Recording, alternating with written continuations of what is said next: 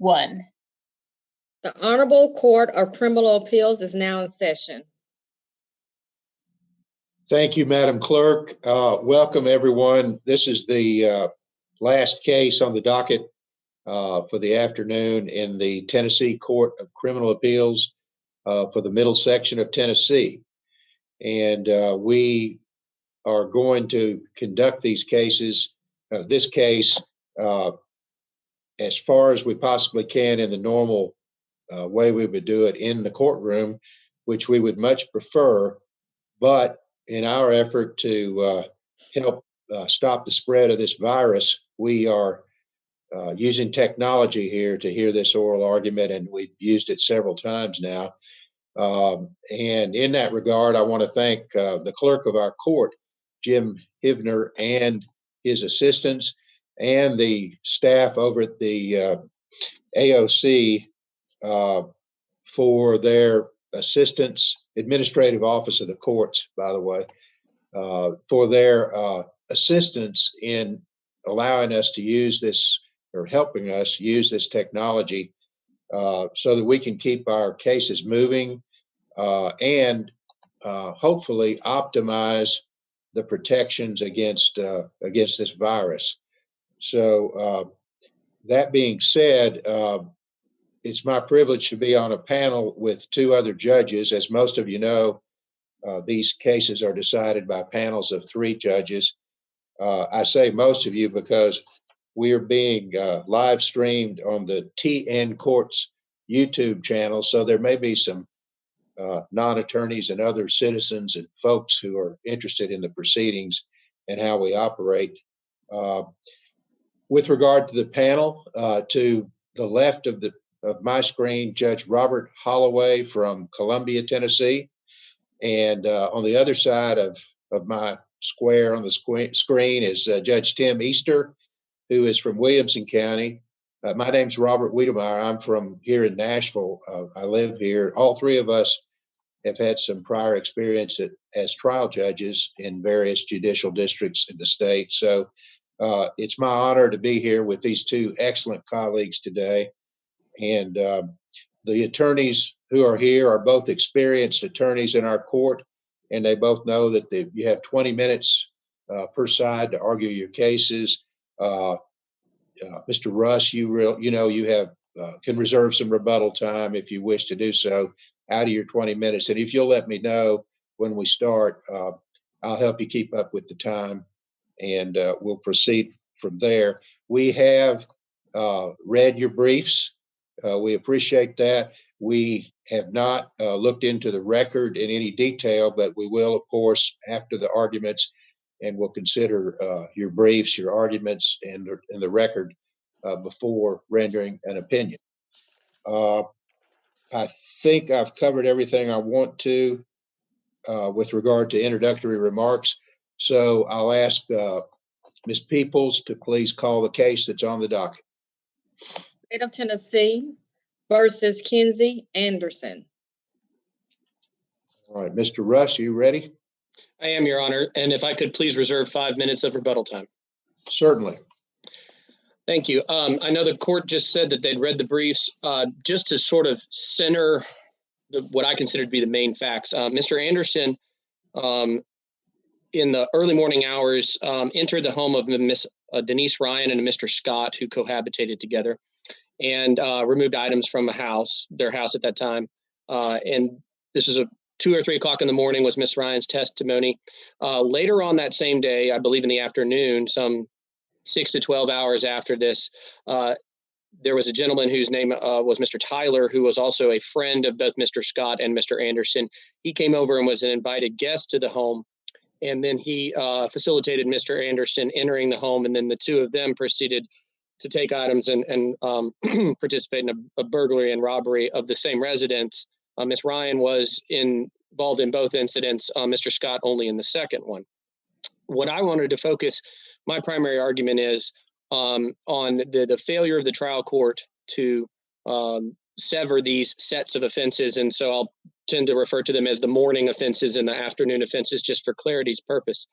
As I mentioned in my brief, and as the state has responded, the trial court and this may or may not be in the record, Mr. Anderson was indicted several times on this offense, and the state kept amending and adding to their indictment. The trial attorney for Mr. Anderson filed a written motion to sever Mr. Anderson and Mr. Tyler from each other. And at the time of that hearing, she was aware that the state intended to supersede their indictment again. She made an oral motion at that hearing to also sever the sets of offenses from one another. However, under the indictment that was in existence at that time, this second set of offenses had not been added. The court felt the motion was premature and basically said, we'll address that in the future if and when we get to it. Sorry, Judge. Sorry, my battery. No, that's okay. I just my plug is just really anyway. Sorry, Mr. That's fine. Sorry. The trial court said that Mr. Anderson's motion was premature at that time because those charges had not yet been added to the pending indictment. For reasons that are not entirely clear, after that superseding indictment was issued, the trial attorney never renewed or made a formal motion at that time once it was ripe for the court's consideration. So based on that, I think we're under a plain error analysis, though I would rather not be. So Mr. Anderson, in order to have this court review on the merits, this issue needs to satisfy all of the factors under Atkinson. In order to address those, I'll take them in no particular order, but the ones that I think are simpler to deal with.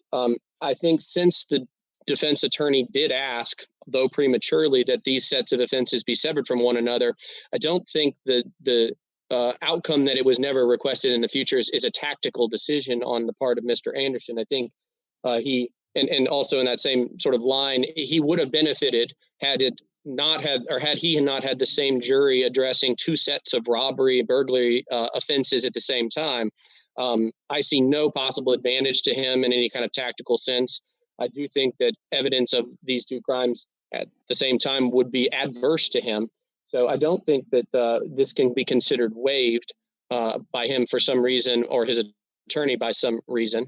I think the court's record in this circumstance is clear. Ms. Searcy, who was his trial attorney, did ask for this. But again, as I noted, it was premature. So it was never addressed on the merits by the court, either during that severance hearing, which the court did address the severance of defendants, but not of offenses. And it was never renewed at any time further. So I think the record is clear as to what happened or what did not happen. And I said earlier, and I would reiterate that, you know, if the court, and I'll go much farther into the analysis here in a second, but if the court feels that severance was warranted, I certainly feel that a substantial right, the right to a fair trial without having prejudicial information that should not have come in against Mr. Anderson was adversely affected by this lack of a decision on the trial court's part. So I think those prongs are certainly satisfied as far as the Atkinson analysis goes. The central issue, of course, is should the court, had it been asked, sever these offenses from each other, the morning set and the afternoon set. I'm sure the court is well aware of Tennessee Rule of Procedure 14 and the requirements if cases are joined, but there are reasons that they should be, even if joinder was proper, there are certainly reasons on this defense request why they should be severed. The state here has argued that this is somehow part of a common plan or scheme. And I would say that that is not, it can't be supported by the evidence.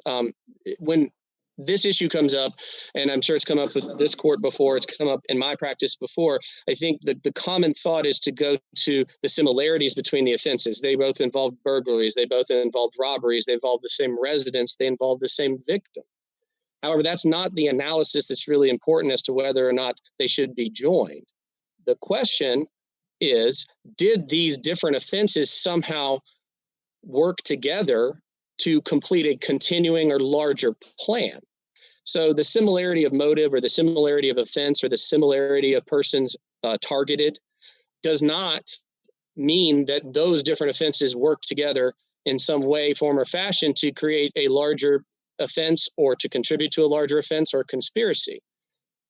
In this situation, I think the state would argue, and I think they did at trial, that Mr. Anderson saw after the first set of offenses that this was an easy target. So why not go back?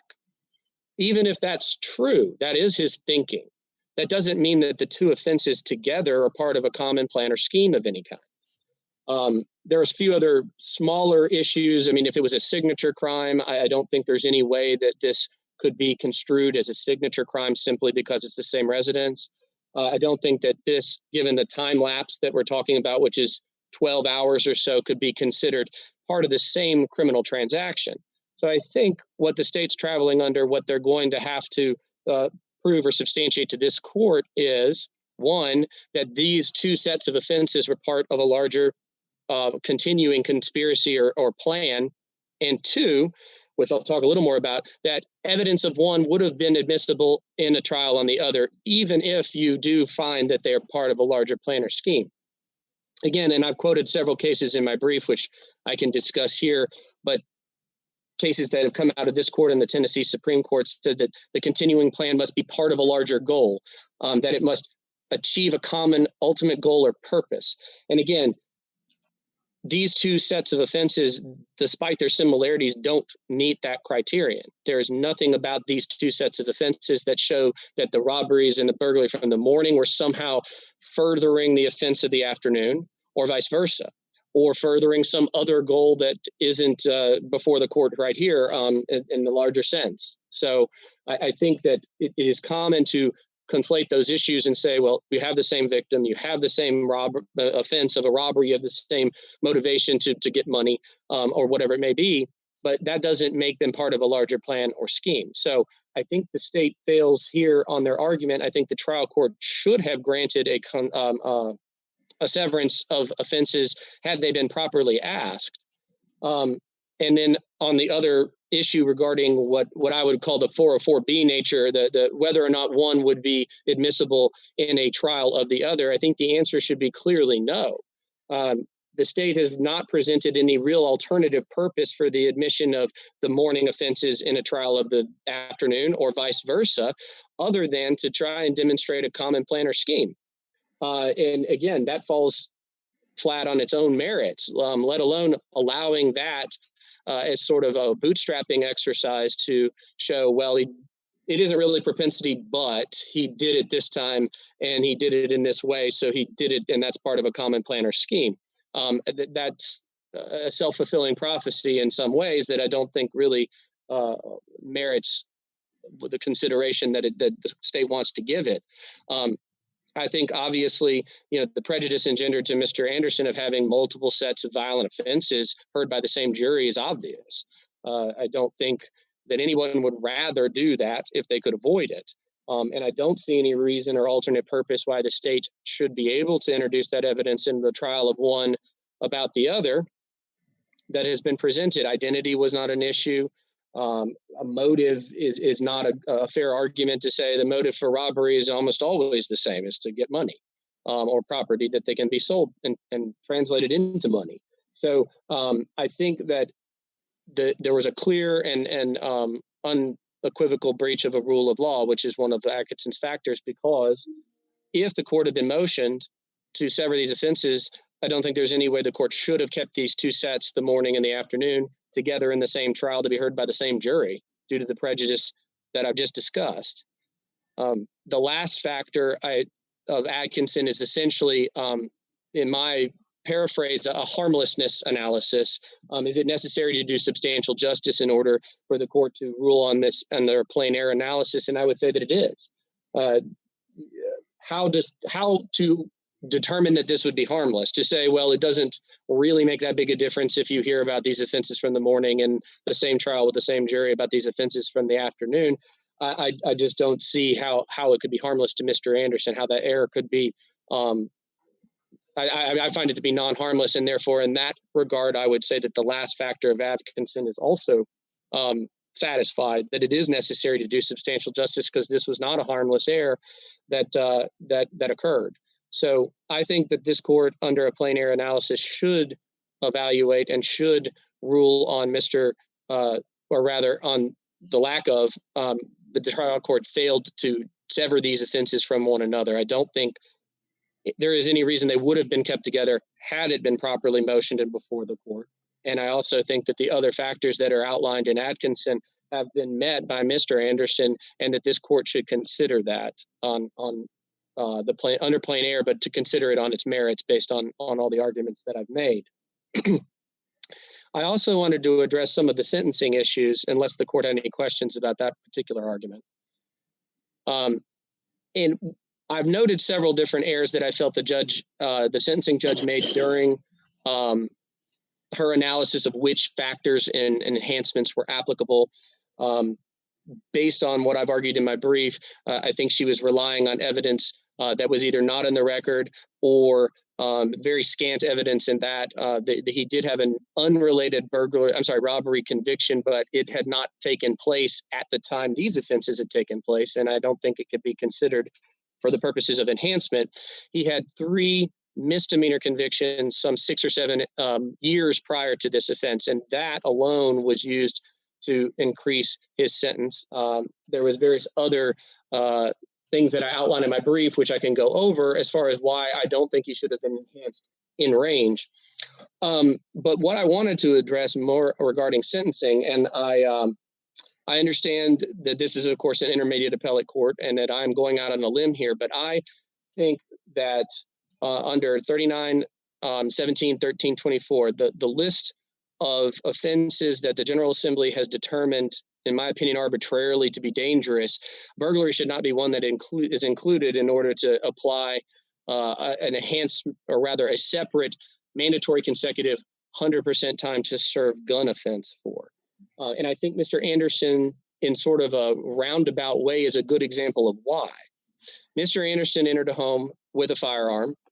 And because he broke into a home with a firearm does not make him better or worse or more dangerous or less than anybody else who breaks into a home to commit a burglary.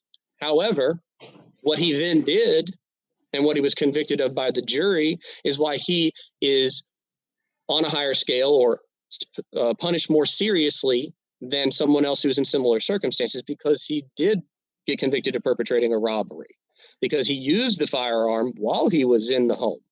And therefore, he's punished separately. And in addition to, it was the robbery and his conduct that made it dangerous, not the fact that he broke in the home with a weapon. And, you know, the General Assembly could have decided that driving with a loaded firearm was also dangerous. I think I've outlined, and, you know, I won't dig too deeply into what Black's Law defines as dangerous, but I think we all have a decent idea of what is dangerous and what is not. And I think that simply because it's labeled as dangerous does not make it so. I think that this court has the purview to interpret wording that the General Assembly uses and to determine whether or not that it is actually applicable to the statute that's written. And I think that if the General Assembly wanted to simply punish people to a greater extent for using or bearing firearms during the commission of offense, they could have said, if you have a firearm during a burglary, you're enhanced by 2 years or 4 years or 6 years. Instead, they tried to put some kind of justification that doesn't really make any sense, to say that you're enhanced because it's dangerous, and we're going to put this laundry list of offenses in there to be dangerous automatically.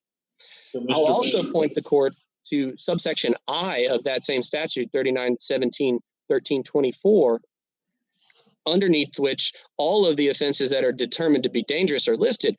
But the wording that I wanted to point to was, as used in this section, comma, unless the context otherwise requires, which I find is a very interesting inclusion into the statute.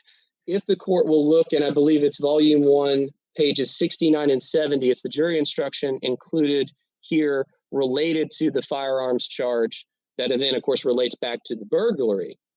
The trial court instructed the jury that if they found Mr. Anderson guilty on these burglaries, then they are to consider the factors under the firearm statute. It did not say anything about contextualizing this. It did not make it available or even suggest that the jury could look into the context of how the firearm was used to determine whether, in this instance, burglary was a dangerous felony. I think that the more apt, or rather the more obvious example, is that possession with intent to resell is also included under that statute. And I think there's quite literally thousands of offenses where that is not a dangerous or violent crime. So again, I think burglary is not inherently dangerous. I don't think the meaning of the word dangerous, despite being put into the statute by the legislature makes it dangerous. I think this court should interpret that term in the plain meaning of it, which would only be dangerous based on the conduct, based on the context. And interesting, like I say, the General Assembly seems to have put a small carve out there, which the trial court ignored. So, Mr. Russ, you don't think bringing a gun to a drug deal is inherently dangerous, or bringing a gun into a house that doesn't belong to you when you're breaking into a house, that's not inherently dangerous? I don't think that it makes it any more or less dangerous than a drug deal or a burglary that was done without such. Not to go too far into hypotheticals, I think most burglars would rather be in homes that don't have people in them. So I think the interaction with the homeowner is what would potentially make it dangerous regardless of a weapon. So, I would respectfully disagree with the court. No, I don't think it makes it inherently dangerous. And again, if the legislature in its prerogative determined that simply bearing a firearm during the commission of a felony was dangerous, deserved enhanced punishment, I think that they could do that. I think, again, by trying to provide the justification, they've sort of created a very shifting standard. Again, and of course, they have a carve out for the clearly violent offenses of robbery, but also because that requires the use of a weapon that would be an essential element of the offense. So it could be written in a better or more clear way. But I think I would, and to answer your question, Judge Easter, I don't think it's inherently dangerous to have a firearm during a drug deal, or when you're burglarizing somewhere. I mean, we could think of scenarios if you're on the curtilage of someone's property, or you broke into an outbuilding, or you were only caught because someone has a Nest Cam now and there was no one home. So, I don't know about individual prosecuting decisions and whether or not someone who broke into a home that was unoccupied at the time with the weapon would be charged with this or not. But I would again circle back to the reason that Mr. Anderson's conduct is more egregious than someone breaking into a home with a firearm and not using it is because he used it. And because he put people in danger with using the weapon to take property from them. You would agree with me, though, that what is and is not inherently dangerous is something that the legislature decides, not this court. Well, actually, no. I think that's what I was stating, is that I think the legislature, if they could, they have made this list. And I don't think that everything on that list is inherently dangerous. And I don't think it makes it so simply because they say it is. And again, to use a more abstract or perhaps ridiculous example, if they said driving without a license while you have a loaded weapon is a felony in its own right because it's dangerous, I think that the court might have a hard time with that interpretation of the word dangerous. If they said driving with a firearm without a license is a felony because we said so, then that might be different. But the dangerousness is what is predicated, makes the statute applicable under the way that it's written. And so that's what I would ask this court to interpret and take issue with. And again, for the reasons that I've stated. Yes, Your Honor. Russ, you're into your rebuttal time. I just want to let you know if you want some rebuttal time, you've got 2 or 3 minutes left. Okay. Unless the court has any further questions, I think I've outlined it pretty well, and the rest of it is outlined further in my brief. All right. Thank you, sir. General Lee, you ready? Good afternoon, yes. Good afternoon, Your Honors. May it please the court, Sophia Lee on behalf of the state of Tennessee. Your Honors, in terms of the first issue that was addressed this afternoon, the decision or the issue regarding the severance of the offenses. Of course, the record would indicate that if this court were to review it, it would have to be reviewed, but could only be reviewed with plain error because the oral motion that was made was before the superseding indictment was passed, and that's when they joined the afternoon offenses with the morning offenses. So under plain error, again, I want to emphasize that it's really not the state's burden, it is the defendant's burden. And in terms of this particular issue, it's not just that the defendant went there to steal something. He had a common goal. It was part of the same criminal transaction. Here, he wanted to deprive Mr. Scott of the money that he received from his grandmother.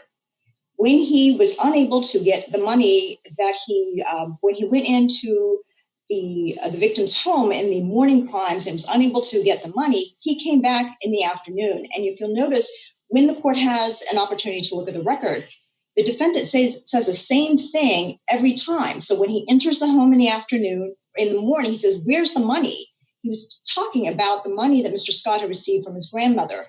And then when he's actually able to enter the victim's home in the afternoon, again, it's the same thing. Where is the money? Now, the defendant ended up taking a lot more than just the money that Mr. Scott received from his grandmother. But that common goal, he knew that Mr. Scott had received some money from the grandmother. So his mission was to get that money. And when he failed to get that money in the morning, he ended up coming back in the afternoon with the assistance of co-defendant Mr. Tyler. So we submit that in this particular case, it was proper to join the offenses. And because it was part of the same criminal episode. Now, as the most honorable Mr. Russ acknowledges, the fact is it was the same house. It involved the same victims, but that's not really what drove this case. Again, the mission was to deprive Mr. Scott of the money he received from his grandmother. And that's why he burglarized the victim's home in the morning, and they went back again in the afternoon. And we submit that no unequivocal rule of law had been breached in this particular case because it was part of the same criminal episode. He went back to finish what he was unable to complete in the morning. I'm sorry, did someone, okay. Unless the court has any further questions, I'll just go ahead and move on to the, I did want to mention the 404B issue. Your Honor, it wasn't propensity evidence. I mean, certainly the defendant, he apparently, when he went in the morning, he didn't wear a mask. He apparently went in the afternoon wearing a mask, but he brazenly took it off after he fired a shot in the kitchen floor. We submit that in this case, because it was part of the same criminal episode, 404B really isn't the issue, or certainly we shouldn't convince a trial court from joining the offenses had the issue been properly presented to the trial court. I just want to go ahead and move on to the sentencing issue. Number one, I want to make sure that I get this correct because there may have been some confusion yesterday in another case. In terms of the enhancement factor, in this case, the trial court made very detailed findings in terms of the defendant's criminal record. He acknowledged that there were some misdemeanor offenses. They weren't violent offenses, but they were still part of his criminal record. And the trial court said, of the three enhancement factors I find in this case, I give it modest weight. But it is something that the trial court properly applied in this case. In addition to enhancement factor one, the trial court also found the defendant was a leader in the commission of the offenses, and the fact that there was a record of the defendant being unable to comply with a sentence of release into the community. And of course, I think in this particular case, the trial court placed heavy emphasis on the fact that the defendant was a leader in the commission of the offenses. The victim in the morning case, DER, she had testified that she definitely recognized the defendant, but there was someone also in the house with him. So he was not only a leader in the morning crimes, but he was also a morning and the afternoon crimes as well. And I just want to conclude with, regarding the legislature's decision to include burglary as a dangerous offense for the under the statute. I mean, it's a really interesting issue, but the fact is the trial court was had no authority to actually. The trial court was obligated in this particular case, and I think this comes more under consecutive sentencing, was required to run that sentence consecutively under the statute. This is an issue where the argument that Mr. Russ has prepared has set forth the court is really more proper for the legislature, not really for this court. And certainly there's no authority for this court to change what the trial court did in terms of the defendant's sentence. Unless the court has any questions regarding the issues that I've addressed, in terms of the defendant's third issue regarding the decision not to sever the defendant, because Mr. Russ chose not to address that in his opening argument, the state will rely on its brief regarding a discussion of that particular issue. All right. Thank you, Jen. Thank you, Your Honors. You've got about 2 minutes of your 5. We might stretch that to 3 since we're in a good mood today. So go ahead. Well, just briefly, Your Honors, I would say that, the argument that this is part of the same criminal transaction, I just don't think holds water. I mean, there's obviously a very significant gap in time. It's not 12 minutes. It's almost, it's probably about 12 hours in between. So again, similar motivation to deprive this residence, Mr. Scott or Miss Ryan, or collectively or separately, of property, does not make it part of the same criminal transaction, does not make it part of a common plan or scheme. So again, I would simply say that the evidence presented at trial does not bear that out. So, All right. thank you. Unless there's other questions, I'll see the rest of my time. All right. I think I don't see any questions. So I do want to thank both of the attorneys for participating in argument the way we're doing this today. Both of you wrote excellent briefs. Both of you made excellent arguments. Those are all very helpful to us. We'll take the matter under advisement and study the record and get an opinion as soon as we can. So I think that's everything for today, and we should be, I think, adjourned until January, the January docket. Madam Clerk, if you'll adjourn court, thank you very much. This court stands adjourned. Thank you, Judge. Certainly.